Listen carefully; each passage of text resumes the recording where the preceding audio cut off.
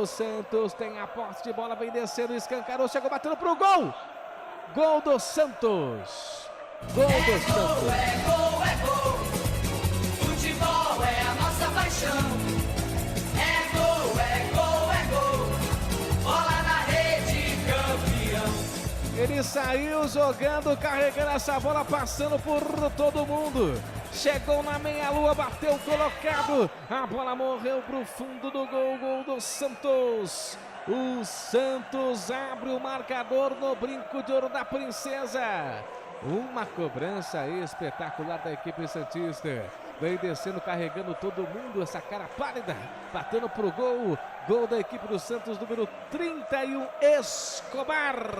Foi isso, a bola volta. Outra vez o cruzamento na grande área. Toca de cabeça. Gol!